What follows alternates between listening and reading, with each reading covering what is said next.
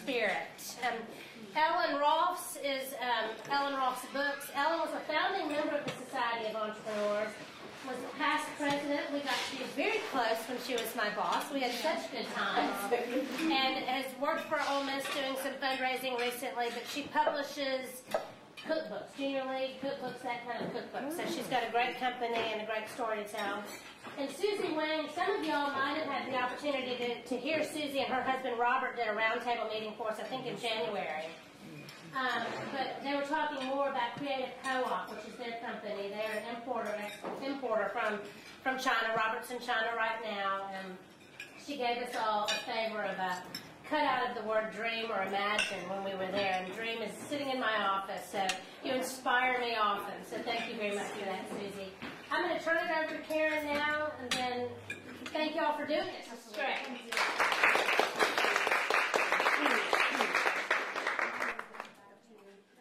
It's an awkward situation. Basically, I know that Kirsten was talking about, so I was saying, what is it you exactly want us to talk about? But she was saying, how did you get here? You have kids. What were your challenges along the way, opening your own business as a woman? I think for me, I came back from New York City. Can you hear me? I can. I'm just saying that somebody's going to come in. Okay, that's fine. For me, I came here from New York City. I was born and raised in Memphis, and went up there, stayed 9 years, and got married up there. My husband moved back here. I stayed there for another year and commuted. And I thought, what am I going to come back here for? There's nothing here. I'll just keep commuting. And then I got pregnant. So I was like, I commuted until I was 7 months, and then Northwest was like, you got to make a decision. You can either live in New York or live in Memphis, but you can't get on this plane anymore. So I came home to this house, and I thought, well, what am I going to do? I had a restaurant and a catering business in New York City. And I said, well, I'll just open a catering business. I'm sure there's a little bit of business here. And I opened up in this house, which was against the law, which I found out later. But we would have to cater with plastic bags on the window because the other caterers in town, which back then was Fantastic Foods, didn't like the fact that we were coming in and taking over their territory. And so the health department would be knocking on the door, and I go, don't answer it, don't answer it. And the first job we had was the closing of Brooks. Carol Coletta brought me down to do the actual closing before the renovation of Brooks. And that is what got Roadside started 20 years ago this year. We opened in 1987, and that business grew so quick, it was a mind boggle for all of us. And it was really me and my friends from Memphis and friends from the Memphis Academy of Arts, where I graduated here. And it was just a bunch of girls, and I was just teaching them stuff I was learning in New York. And then I took my carriage house and gutted it and zoned it commercial, and actually became legal about 6 months later. My father thought I was nuts, but I just decided I'd give it a shot. 5 years later, and the reason I wanted to open up Roadside here is because I had a child and a baby, and I did not want to be very far away from my son. And so basically, we would put him on the table in the back house, and we would just spin him around in the middle of the prep table. And he grew up in the middle of Roadside being built, and really, he remembers it to this day. And he would go out in the backyard when we had a backyard, and he would pretend cater. And then he started, pretend catering to all the bums in the alley. And then we decided we'd move because he was like feeding everybody in the alleys. For me, I opened Slim's 5 years later because I basically had felt that I had built a clientele, a very strong clientele. Kid Hyde, Ron Terry, Pat Curtis-Hygrid. I had really touched to a lot of people and realized that they were very supportive. And I felt like it was time to open a restaurant. And in downtown Memphis, at that time, in 1991, there was no one there. There was no street lights on 2nd Street. I was told I was nuts. I should go to East Memphis where there was traffic. I had lived in New York 9 years. I did not want any part of East Memphis. I wanted to be where I could see people walking. Even though there weren't a lot of people walking, at lunchtime they were walking. And that was good. It was more of a metropolitan feel, and I really wanted to get down there. Henry Turley, kept trying to maneuver me down to South Main or over on Union, and I kept seeing this spot across from Peabody. And basically, Lyman Aldridge was like, oh, you don't want that space. We want to use that as the kitchen to the space in the corner, which is now Huey's. And I said, no, that's too big. I don't want to go into 6,000 square feet. I want a little space. And you have to understand, at that time, when I opened Slim's in 1991, I'd had my second child. And so I had 2 boys, all under the age of 2.5. And then I had people ask how I did it. I really believe I didn't stop to think about it. I think as a painter, I came out of Memphis Academy of Arts. I shoot from the hip. I get bored every 5 or 6 years. I don't have a 7-year itch. I have a 6-year itch. I usually have a 5-year itch. And I get bored and I start seeing things and seeing how things can really change Memphis. And I just kept wanting to build. My personal opinion is you're only as good as your staff. I know I said it at the entrepreneurial dinner 3 years ago. I believe that. Without my staff, from your dishwashers to your waiters to your managers, you're really nothing. You can have a million concepts, but you can't do it all. And I don't want to do it all. I'm actually tired. It's, it's 20 years later, and I'm like, oh my gosh. The beauty shop, Doe, Cielo, I mean, things just kept going. Beauty shop I opened so my staff could actually invest. I felt it was their turn, that they really deserved a chance to put some money into something. They had built me up for 15 years, 10 years, 12 years. It was their turn. This business is tough. I'll tell you. You have 5, 6, 7, 8 places, it gets tougher. You think it gets easier as you get older, it gets tougher. Lenny's might be different. I'm not quite sure. You still have the employee problems. You still have people not showing up. You have your 1 or 2 fantastic people, and then you sort of, I think the success of a lot of our places, we don't have a lot of high turnover. I pay people very high wages because I believe it helps me have a freedom to have a life. I think that, I might lose financially, but I feel like I gain a lot more. I gain time with my family. I get time to go home at night and really be with them. Do I get calls in the middle of the night to put out fires? Yes, all the time. And, it's tough. It's really tough. But people do mean well. They're really, sometimes the people really do work from the heart as if it's their place. And when you see that, there's nothing greater than that. Did my kids suffer? No, I don't think so. I think they learned how to be real people. Kids, I mean, they were not afraid to walk into a social situation and do what they had to do, to shake a hand, tell them who they were. They were brought up catering, and they actually had to buy their cars by catering. And, so basically it supplied them and all their buddies jobs. To this day, they're still working for another roadside trash. But now, the kids are getting younger, and we're going, oh, bring all your 16-year-olds, come on. The kid calls in, come over, we need some help. If you go to Blues Ball and look around, it's all my kids' friends who are working in there. And Pat's going, aren't they young? No, they're fine. They're just perfect. Just let them work. But I don't think, as far as a challenge, it's a challenge to be in this business. Memphis has really changed. There's a ton of restaurants opening up, and they're not opening up once a year now. They're opening up twice a month. 2 restaurants will open every month now, and you have to realize that is a challenge for all of us. It's great, and competition is great, but you also have to realize those people in the community are going to go and check out the new places, and you want to, and that's really good for the city.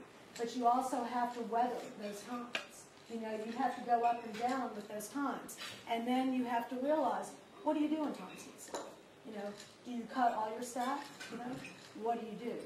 Does your salary employees actually have to stand up and take more on? Yes, they do. Because when times are good, they're good for everybody. And they reap those benefits. But when times are tough, they have to wear 10 hats. And that includes me and all of us. And sometimes you have to rearrange what you're doing, as far as what you're serving.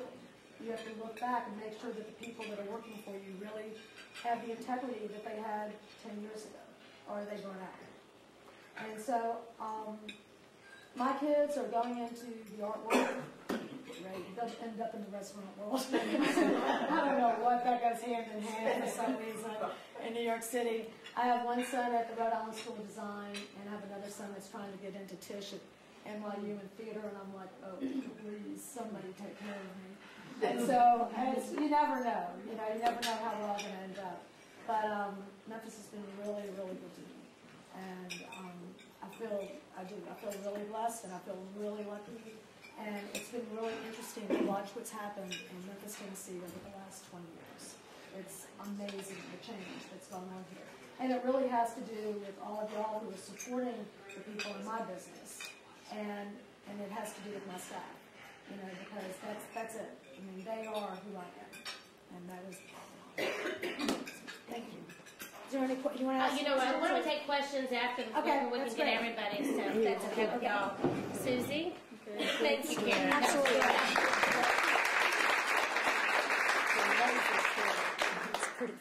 Hi, I'm Susie Wang. I'm actually a Chinese immigrant. About at the age of 23, I came to the United States to further my education.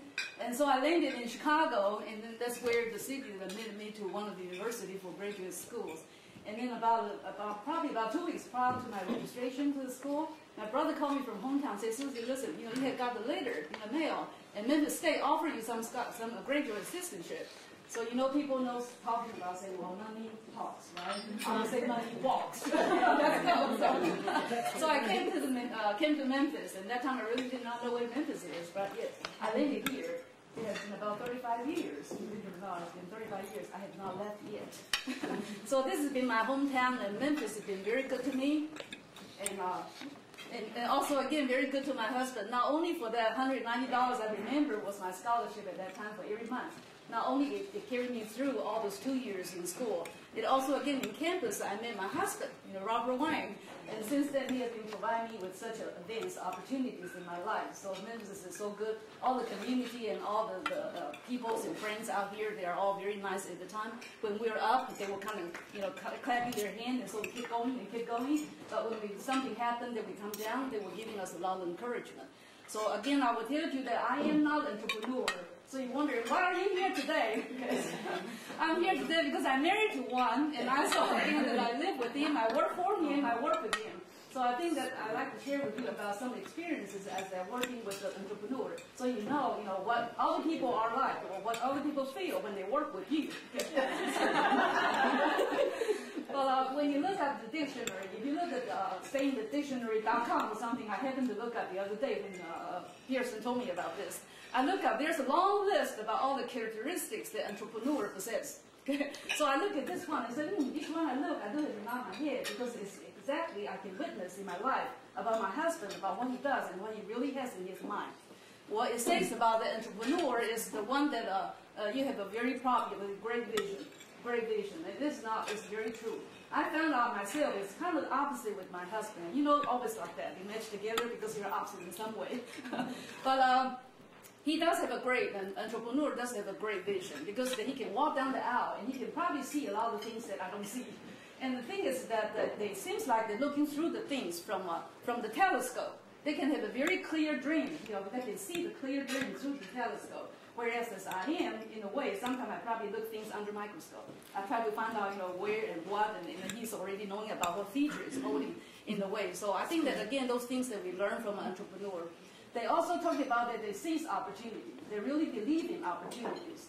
And I can see that too, because the opportunity is in such a way that, for example, we are in the home decor industry, and we go to the shows, the trade shows. Every time we go to the trade shows, we have a lot of people to go with us.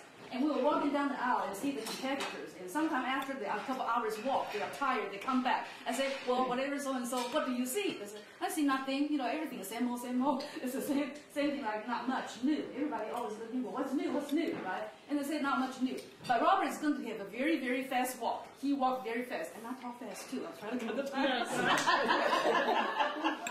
It's okay, right? So anyway, he walked very fast, and then he comes back, and he will present his ideas about what he can do.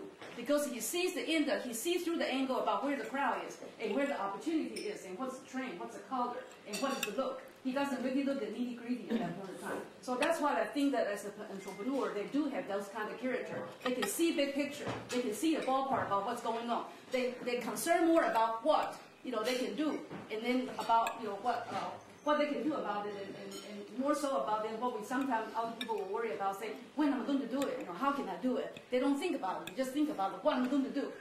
And that's what, again, it was exciting sometimes. Believe it or not, because of his way of thinking, opportunity, he has been blessed, and our business has been blessed so many years with a lot of opportunity. We never had to sit down there and twist our thumbs and say, well, what are we going to do next? On the contrary, always the problem, the thinking about, well, so many things, which one am I going to do first? And that's kind of the issue that it was a joke, like when he goes to the office or somewhere like in overseas and go to work in the factory, people call him and say that typhoon is here. They call him typhoon. When he comes to the States, when he comes to the office, come back, we say, well, hurricane is going to come. Because he spread so many things, so many projects. And again, that's good that people say it's good that he travels. Because if he doesn't travel, then we're not going to be able to finish up all the projects. So sometimes he goes, sometimes he comes back. Now, again, an entrepreneur is in a way that I would have to say that they do take risks. They do take risk. They do not want to get everything is done. Every duck in the row. That's not him. They take the risk in such a way. You probably heard him say something before, talking about one time he see the great opportunity to have a home decor chain stores like B&Q, Home Depot type of things in China. That was a booming country in a way. He was going to go to do a retail store. That time, guess what? We happen to have such a luxury with a large pool of people, resources we can work. So we send a lot of people out there and do a feasibility study. Come back and say, no, it's too much risk. But again, Robert always say that if something is innovative, something is new, there's no such thing called talking about feasibility study. Yes, you have to calculate your risk, but you cannot wait until all the things are ready when you see it. So I guess that's one thing we also learn again. Okay? Now, the last few things that I want to talk about is talking about, for him again, that we were working all together, and of course you are probably aware that we used to run Wang's International, and that had been about 25 years for that business, and business was going great. Each year we just know to go up and go up. And I'll tell you, sometimes the success is being pushed.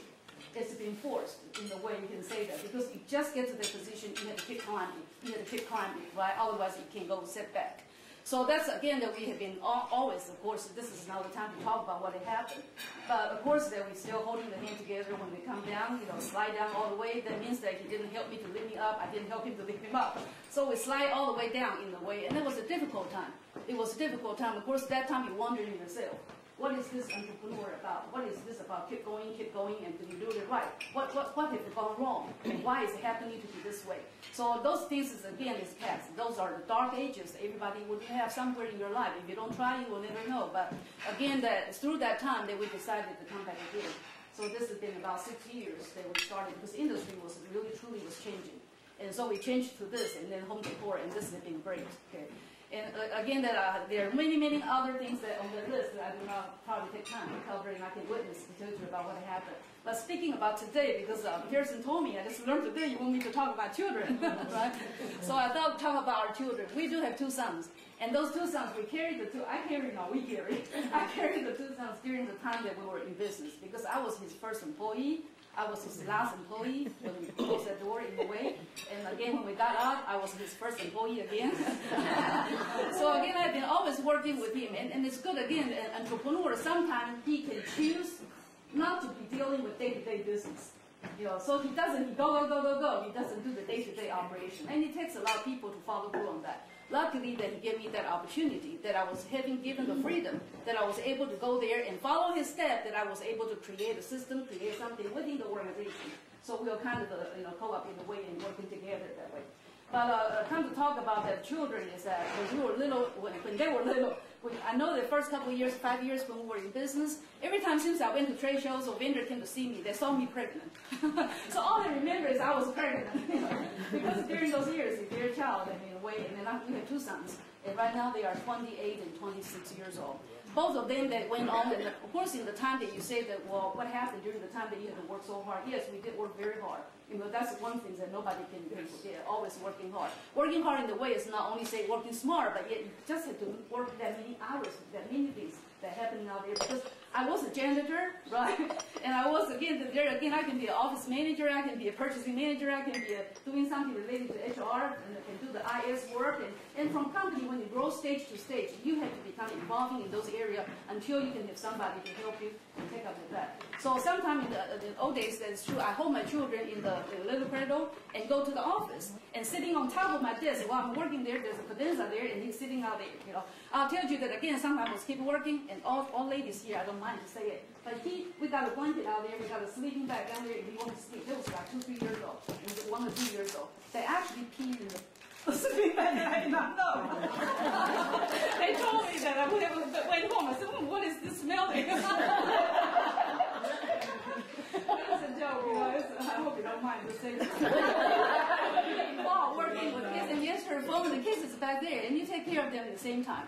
You know, one thing that buried in my mind all the time that I still remember that picture is I try to Robert travels a lot, and I try not to go in that way because at the time when we have a customer come or a company event that where we have to go, I try not to go out after hours. I say I need to go home. I'm really sorry, I need to go home. Because even though for that 1 or 2 hours to see them, I thought that was important. That's all I can really give it to them. Even though we had a babysitter at home. One time I had something happen and I couldn't go home. And then about 11 o'clock, I went home at 11 o'clock. When I opened up the back door, my kids, 2 kids, were sitting right there, about 3, 4 years old at the time. Just sitting right there and then waiting for me when it was 11 o'clock at night. And that picture just very clearly always in my mind. My son always called me when he got to high school. He always called me about and say, Mom, what time are you going to come home? That's only 6 o'clock sharp. Phone will ring, Mom, what time are you going to come home? And I was bad. You know, I told him to say, well, I'm not sure. I don't know what time, but I'll go home as soon as possible. And that's the kind of things that, and then he said, okay, that's all he said. And then long time he has been always doing like that. Now, you talk about give children the bad influences. I didn't think so. Like, you know, you already said, how you live, how you walk, that's how children see you. My children, of course, listen to us. Sometimes we try not to talk about business at home. But yet again, when you go home, you inevitably talk about something. My kids try to play smart. But he was in the junior high school or high school at the time, and junior achievement went to their school, and then tried to do something about business concept. Oh, he was so proud. He told me that he won. He got it because he asked questions. Said, how many square foot is Michael? He would ask that kind of question instead of going to Michael and then see all the nitty gritty and heavy about it. He would ask the questions like that, like you know. So I think it's very interesting. This today, they went to college, and they went to California to college, and then went to a good school. And then they worked for a company for about a couple of years. They decided to come back to help us at this time in our second life. And the company, they are working with us now. So it has been a very blessing that I feel that this is all about it. If you have people working with you, you know that, if I had to do it all over again, I think I would still do the job like that. If I'm not an entrepreneur, then I can be, this is what they call it, intrapreneur. Intrapreneur. I look at the dictionary. There is such a word called intra, I-N-T-R-A, intrapreneur, which means the person was given the opportunity and the freedom to create a system, follow the step of their dream, and create a system, create things to work with the organization all together. Okay. My final things to say is that again, the entrepreneur, not only they have passion, a lot of passion, that's a must. For hardworking and a lot of passion. I also learned so many entrepreneurs, they do have a compassion too. And I think that's important, how they feel about society, how they feel about the people surrounding them, make them to be successful, and that's what they've always buried in their mind as the evidence you can see out here too for a lot of people. Thank you very much.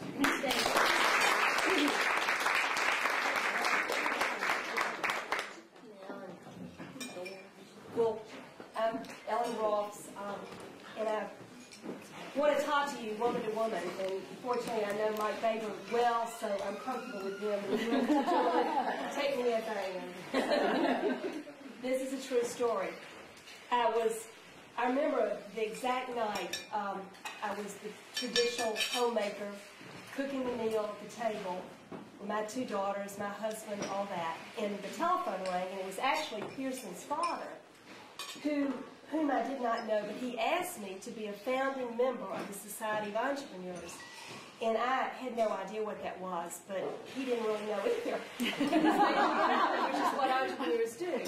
So the short of the long, I said yes, we got together, and I realized I was sitting in a room with some of really the captains of industry in not only Memphis, Tennessee, but the world. They were all CEOs of publicly traded companies. And I was in there as the only woman, except for my friend Nikki Lockhoff, who had a stained glass company. She made stained glass, and I rethought the concept of cookbooks. But I remember sitting in that room thinking, you know, I am no different than you are. The only difference that I am is that I'm a woman and you're a man, and your opportunities had been entirely different than mine.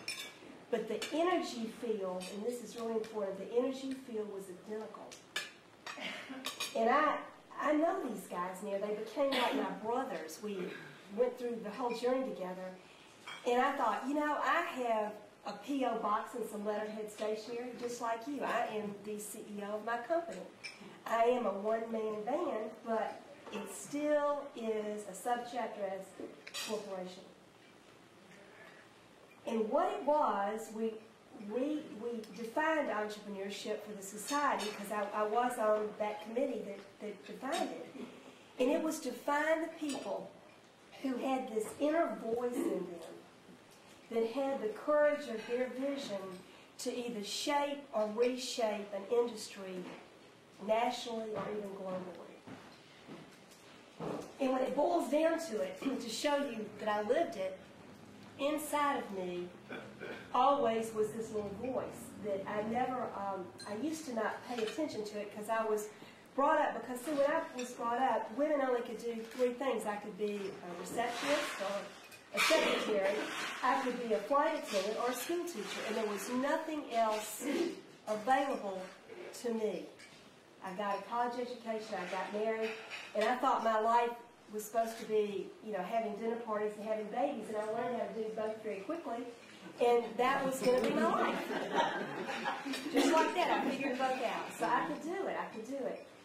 But as fate goes on, there are three things I want to tell you. There is this voice inside of me that I did not listen to for many, many years, and it would just all of a sudden became like it started screaming at me. And it doesn't speak out loud, but I now, when I hear it, I pay total attention. And the first time I really remember it happened, I was in the junior league as a good volunteer, because that's what I was the gift wrapper on the cookbooks. I wrapped cookbooks, and my little baby daughter slept on a quilt. My daughter had it on the floor right beside me. And I remember that voice saying, "You pay attention to this, because you are here to learn something." In the short of the long, I figured out that cookbooks were the voice of women. That was the first time they ever talked to each other, because they hand-wrote the recipes, tied them up with string, and would send them back and forth to other people. That is how women communicated. And so from that, ended up creating a seminar business, and for 15 years, traveled all over the country with my company, and birthed. I was the midwife to cookbooks. I would birth junior league and non-profit organizations cookbooks. But what it really was women's self-development, because back then we didn't have any seminars or anything we could go to. It was teaching women how to find your vision and follow it, in that scenario, through the volunteer structure. And so it went on, and I ended up being hired by this company, and really every job I ever had except one, they had to make up a job for me because I couldn't fit into the system that existed. So the company made up a job for me. And it went on that we were cookbook manufacturers, and boy, I'd get up there, I didn't know a cookbook from a dictionary back then, but I was just making it up, and people would come, and we would print their cookbooks, and it was a huge, huge, huge industry, because it was a national industry. And I remember one particular day I got a phone call, and here's the voice. This man was from Procter & Gamble, and I thought he was trying to sell me toothpaste or something. I didn't call him back. Well, it turns out he wanted me to go with him to D.C. to meet a woman named Dorothy Height, who turns out was the head of the National Council of Yoga Women. Now, remember this voice. So I get up there, and as fate had it, the airplane for the man was, in Cincinnati, was stopped due to fog. And his secretary called and he said, under no circumstances should you go into that meeting without Mr. Hahn. I remember it. In the good, dutiful Southern woman I am, I said, well, of course. And so Dorothy Height ends up calling me. I didn't know who this woman was. Well, it turns out she was the most powerful African-American woman in America. She had 4 million women under her auspices with the National Council of Young Women. And she said to me, Ms. Ross, I think it would be a good idea if you came on down. So I showed up, and I remember looking in that room, and I have never had such fear because there were 9 black women in power suits sitting around a table. And I remember saying to myself, oh, dear God, I can't go in there.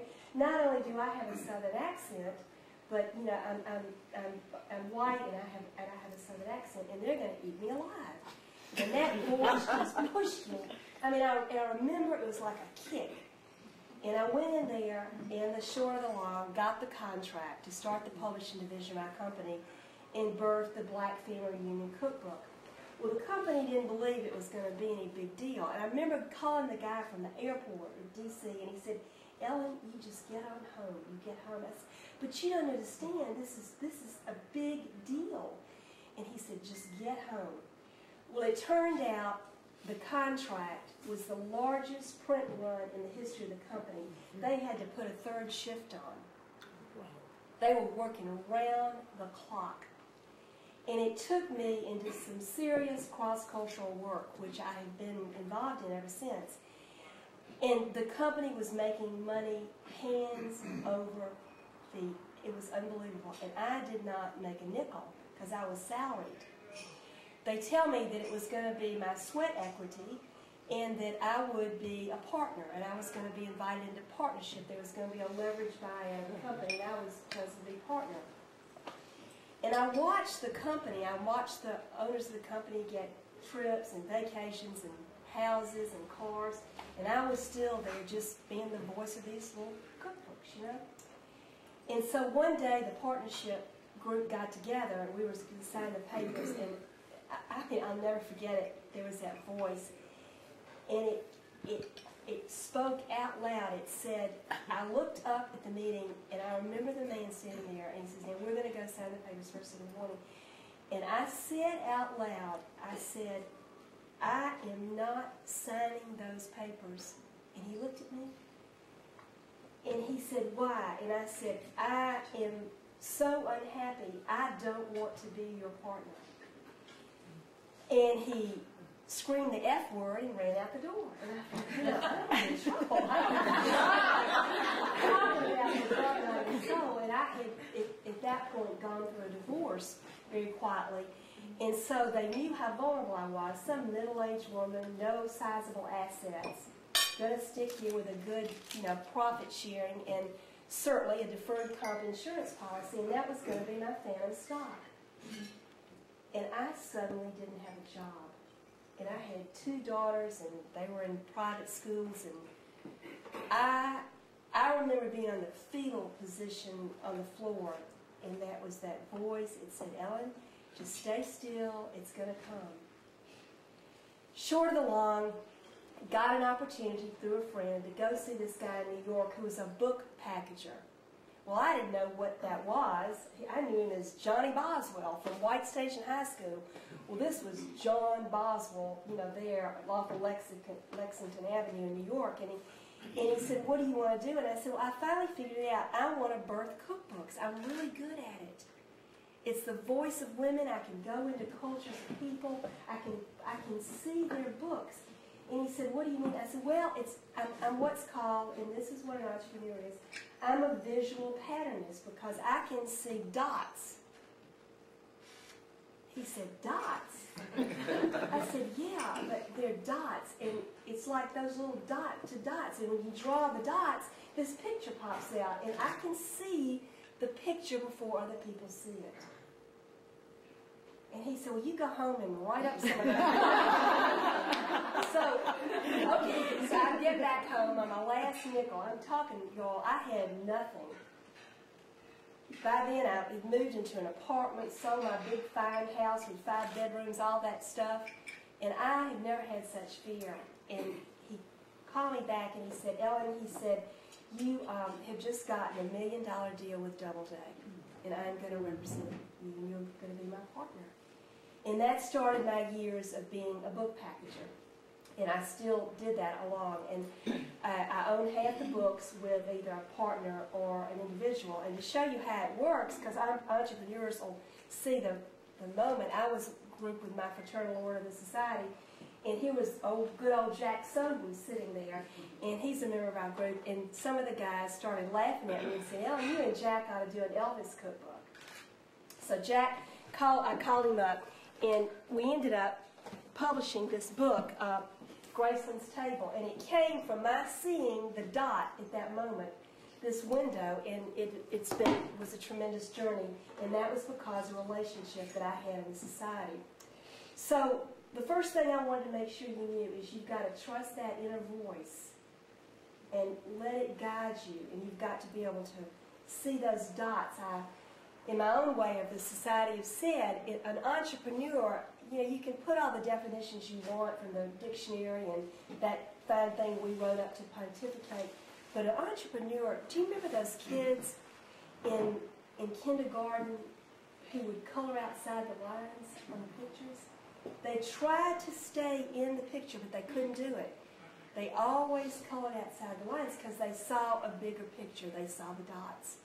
And I was that kind of little kid, and I still am. So life took me on, and it's to trust the flow of it, because one of my cookbooks got in trouble, and I had to go down to the University of Mississippi.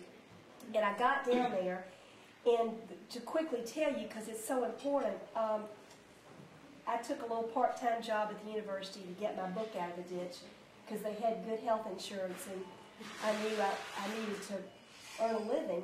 And I remember discovering there was no feminine leadership at that university. So I happened to go see the vice chancellor one day, and I told her this, and she bowed up as big as she could be, and she said, "Well, I am the vice chancellor." And I said, "Well, that's just not enough. You need some help." And so we were able to start, and I'm truly quite honored because my dear friend Edith Kelly Green is here today. And I had trusted that voice a long time ago when I met her through the Women's Foundation. And I said, "Edith, I don't know what is going to happen, but one day you and I are going to do some big things together." And she looked at me like I was crazy, because she's one of those CPA people who is very left-brained, and I am as right as they come. And so I got breakfast with her one day, and it took me a good hour and a half, and she became the founding chair of the Ole Miss Women's Council for Philanthropy. And the beautiful irony is, here's Catherine Buckman Davis Gibson here, whose mother, Murray Buckman, has been absolutely one of the most defining people in my entire life. Because I, for a short tenure, was with the Women's Foundation, and I discovered my authentic voice about women and philanthropy. And I'm proud to say the Women's Council is now a national model. We are called all over the United States to emulate it. And we create endowed scholarships. So the final thing I want to say is your relationship to money. Money is a funny thing. I have been around old money, new money, no money, quick money, bad money. I know money. Let me tell you about money. It has no meaning. You give it its meaning, and you give it its direction.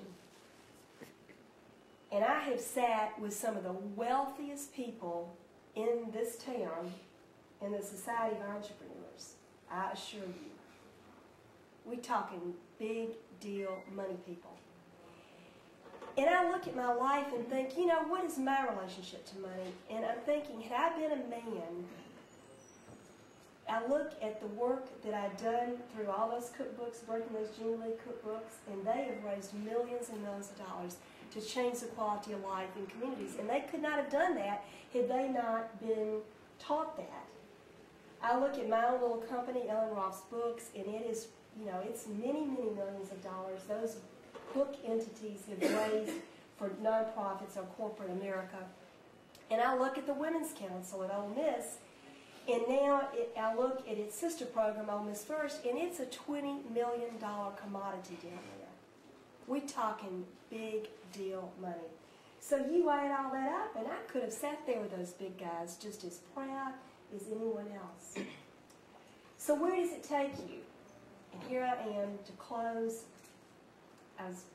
It's no different than being an entrepreneur, because I'm just like the both of you. I get bored, and every 7 years I reinvent myself, you know? So you have to trust the flow. One day, my mother called, and her dear friend was dying, going to die, and she was a widow. She'd never married, no children, no nothing. And she lived a depression mentality. She had quilts rolled up under her bed and stuff, and saved Wendy's napkins so she wouldn't go buy napkins. And I had to become the executress of this estate for this lady, and she died. And it was $1.5 million later that I found through treasury notes, mutual funds, CDs, 13 banks that she had squirreled the money away in. Independent Bank was one of them. I went in there and pulled $200,000 out with nothing. And she wanted to give it all to the University of Memphis in the College of Education, which is, the irony is, where I graduated. And I had the model of Ole Miss. And so the entrepreneurial spirit came, I saw the dots, and we're getting ready to use this money and develop a very strong program for graduate students, giving them their master's degrees, and they'll be paid extra to go into urban education in Memphis, and we're going to literally reshape how they think in a new paradigm about teaching, because something's got to happen to shift the core value system of the town we live in. And I want to try this energy field in that. And lastly, God does have a sense of humor, because I never thought I'd do this again as long as I live, but I got married again. I mean, this is the most shocking part. I married a minister. You imagine what an entrepreneur could do in a church? He's scared to death. But it is there as well. It's kind of a place that, it's a wonderful place. It's Lindenwood Christian Church and Parkway and Union, and I love the place. And I'm getting in there just making up stuff and saying stuff. And all right, Baylor can vouch for that. And I'm seeing how this energy, that if you are the real thing, is going to manifest wherever you go. And now it's who I am, and I cannot change. And I have a little quote on my desk that says, "Change must come from firmly grounded traditions." So I'll always look at the traditions of something, and then use this inner voice and those dots and all that to facilitate change, hopefully for our higher good. And that's why I was put on the planet. Thank you very much.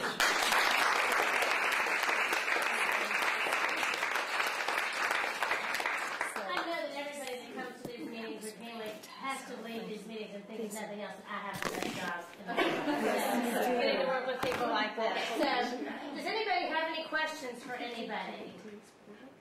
Yeah. Nobody has any questions? Then okay, Ashley. I do for Karen. Karen. Yes. I'm looking at these numbers. I just want to say I think your vision is amazing. And from what I have seen, especially growing up in the restaurant business, it doesn't appear that you've had any failures. Have you? It seems like every restaurant or business you've opened up has done well. Do you have any regrets, and do you have any failures? Regrets, no. I don't have any regrets. I would do it all the same way if I had to do it over again. Part of me feels like I have had some failures. And I don't know if that's just monetary failures or if it's failures of not communicating the way I probably should have, or paying a little bit more attention to certain situations that I think I could have smoothed out a lot quicker. But I had to learn from that, and I think we learn as we go through that.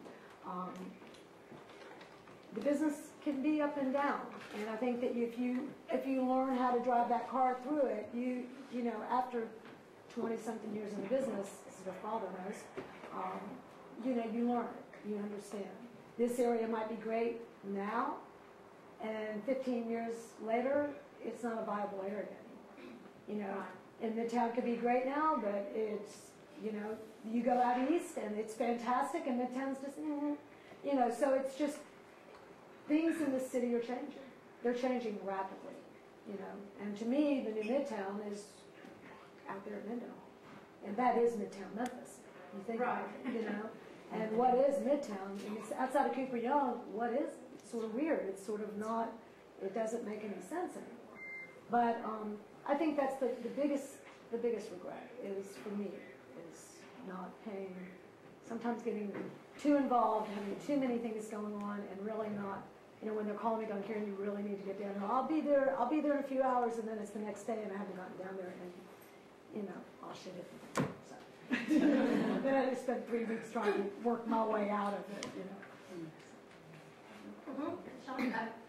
Carol and I were talking about owning your own business, and you know that's your baby, Right. and then you have your baby. That's right. And your staff need you, And they're your babies. Yeah, exactly. Where do you find that refreshing, you know, that refreshment? I mean, you just get pulled on. Well, for everything, you just get pulled on from so many different directions that you get a lot of burnout, both creative burnout and organizational burnout and management burnout. How do you not just want to chuck it all? Well, actually, lately I have been thinking about checking it off. I shouldn't say that here. It's like, can I go to the next phase of my life doing something else? Maybe going back to being a painter. It was a lot easier.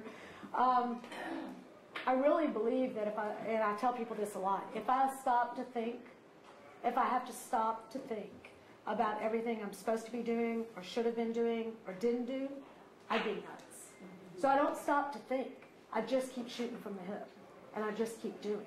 Same with my kids.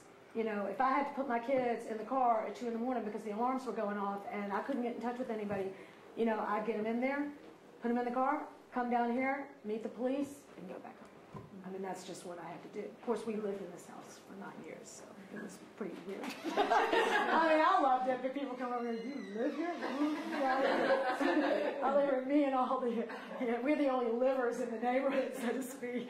But yeah, I think that was it. I think I just didn't stop to really think about it. Because if you really stop to think about it, that energy level, would suck you dry, you know, constantly. You know, your kids, this one was crying, this one had to be run here. I was constantly going out to JCC for soccer. I was constantly coming back into Cielo and then getting downtown. I mean, I was driving all over the place, you know, and I didn't have anybody to drive my kids around. I had somebody at home that could, you know, take them home and then go back to work because I was still building the businesses. And for me, when I build a business, I stay there. I don't leave that business for 3 to 5 years. I mean, I don't leave it. I stay there and I make sure day in and day out, back of the house, and it's just run the way it's supposed to be run. Then after that time, I can leave and start another one, which is really stupid. But yeah, and it's true. I think if you stop to think about it, it stops you in your tracks. You almost can't. Yeah, I think there's a point that you've got to be able to let go of something. It might be selling your company even, Right. but no matter how much you love it, you know when to let go. I remember one of the most important calls I ever had from a guy, Mike Starnes, many of you remember, who was one of the founders of society, one of the truest entrepreneurs I've ever known. And he called me the day he sold MS Carriers and said, Ellen, it's coming out. I want you to know what I've done. And I remember saying, how did you know when to sell? And he said, well, I mean, I know gas prices are going up. I know I probably got the best deal I could ever have, but my ego is so strong, I didn't want to ever not be a CEO. And so I wasn't going to do that. I said, well, what was it? And he said, Ellen, you always talk to me about this. I've got to admit it to you, it was my instincts. That's what I went on, my instincts. All the paperwork was there, and I've seen that stuff for years, but my gut feeling, which is that little voice inside, told me to let it go. And I'll never forget that. It's no difference. I may add up a few things about that, if I may. I know that we all have to raise children at the same time while we work, and it's very hard. Sometimes you go home, you're really stressful. You're actually so stressed because you have people issues, you have business issues, and on top of me, I have a husband's issue because he's my boss. You know, that's a joke. How to work with husband, that's another story. But it's with very pleasant. But my experience is this way. You know, everybody talk about quality time versus quantity time. So I think that as a women, we do have an obligation, we do have a responsibility to raise children. There's no way about it. I think we need to carve it out. And the time is only the matter how you allocate it. Sometimes I thought, well, I got to be at work, I got to finish this job. And you can have 48 hours a day, you're still not going to finish it anyway, right? But you elected to stay there and to keep working, keep working. If you put it out, say, I got to go, you know, this is about 30 minutes, 1 hour, I go home.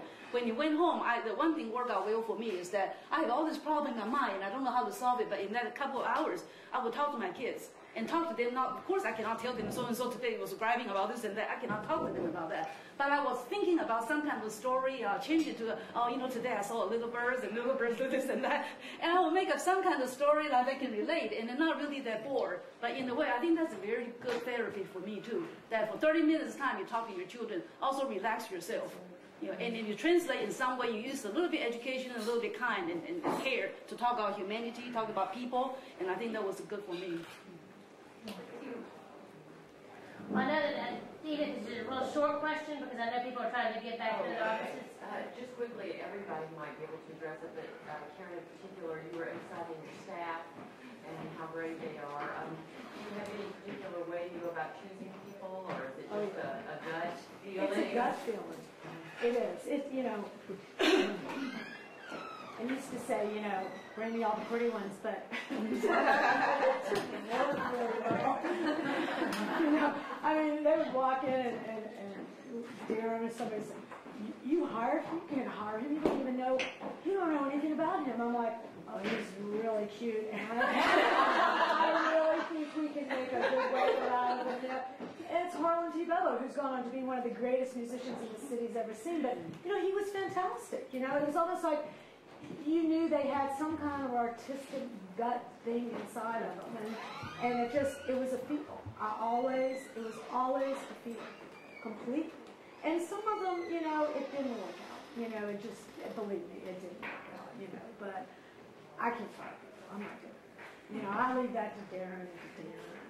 Of course, Chris will tell you, I fired him and I rehired him a week later. I just moved him somewhere else. It's like, I got to fire you here, but I got to bring you back over here because he was so great, you know. Maybe in one situation he wasn't, but in another one he will be, you know. So it is from the gut for me. You know, it's a sixth sense. You sort of really, I think living in New York City, I think being with the lowest of the lowest people and the highest of the highest people, for me, I can walk into a room and pretty much feel it out really quick. And when they walk into the restaurant to apply, I can feel it out. And also, we'll know within 24 hours if they really know what they're doing. If they're, you know, they say, I'm a sous chef, I'm this, I'm that, and they get behind the stove, and they can't, I mean, we know. They can't, it doesn't lie. So we're like, okay, we got to go. You know, this is just not going to work out. So it's a gut feeling. It is. Well, y'all, can you stick around if anybody has any questions? Because I know everybody is trying to have a token of our appreciation. Elvis bags. These are books written by members of the society. So, Ellen, I don't have any of yours in here. I need to get some for my favorites. But thank you. If y'all already have this, swap them around. So, Bob Guffman, Kim and Wilson, and I think John Malmo. And Don Hudson. So, thank you all very much. Our next meeting is on May the 10th. Mark Giannini is going to speak. We're going to do it in the Tower Room. And it's on business continuity planning, disaster planning, so that if anything does happen, it's not going to be anywhere near as exciting as this, but very, very important. So, no, I didn't mean that, Mark.